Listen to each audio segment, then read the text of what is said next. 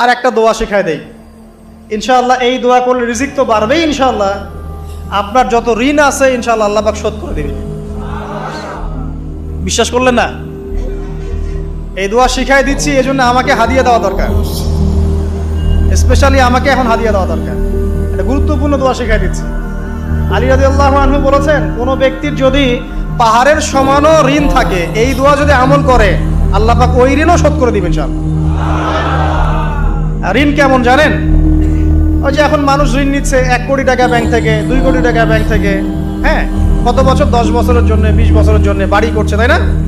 তার ধারণা এমন যে সে মারা গেলে তার ঋণটা কেউ না কেউ শোধ করে দিবেই দিবে, তাই তো?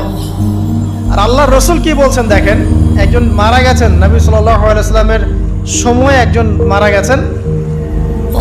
তো নবী করিম সাল্লাল্লাহু আলাইহি ওয়াসাল্লাম বলছেন, এই ব্যক্তির কি কোনো ঋণ আছে? একজন সাহাবী বলেন, হ্যাঁ ইয়া রাসূলুল্লাহ, তো ঋণ আছে। নবীজি বললেন, তোমরা ওর জানাজা পড়ো, আমাকে ডেকো না।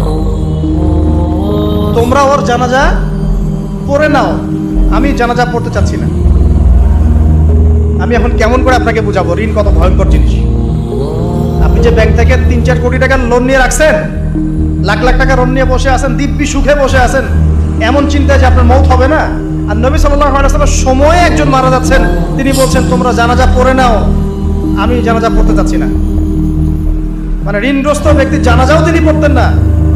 তারপরে একজন এসে বললেন, ইয়া রাসূলুল্লাহ, আমি তার ঋণ শোধ করে দিব, তার যা ঋণ আছে আমি শোধ করে দিব।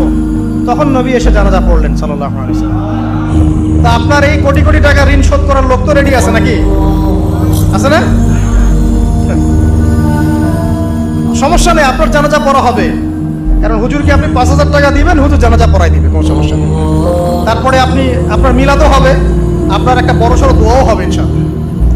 কিন্তু আল্লাহ পাক বলেছেন, শহীদ, আল্লাহর পথে যুদ্ধ করে শহীদ হয়েছে, এই ব্যক্তির আত্মাও ঝুলে থাকে যতক্ষণ পর্যন্ত না তার ঋণটা শোধ করা হয়। এবার বলেন আমি কি বুঝাবো আপনাকে? আর কিছু বলতে হবে? এখন সেই দোয়া শিখাচ্ছি আপনাদেরকে, যে দোয়া শিখলে আপনারা ঋণ থেকে বাঁচবেন ইনশাআল্লাহ। কত দিবেন বলেন?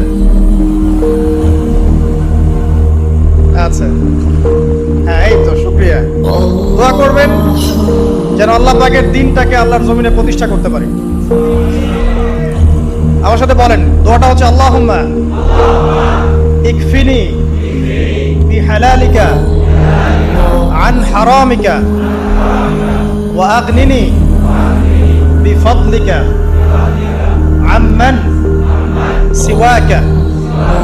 এই দোয়াটা ছোট না, এটা মুখস্থ করবেন, সেজদায় পড়বেন, নামাজের সেজদায় পড়বেন, আত্তাহিয়াতু দরুদ শেষ তারপরে পড়বেন, নামাজ শেষে হাত তুলে করবেন, যখন তখন শেষ রাতটা করবেন, ইনশাআল্লাহ দেখবেন আপনার ঋণ বলতে কিছু থাকবে না ইনশাআল্লাহ। যদি থাকেও, বড় কোনো ঋণ থাকেও, আল্লাহ পাক অন্য কোনো মাধ্যমে এটা শোধ করার ব্যবস্থা করে দিবেন ইনশাআল্লাহ।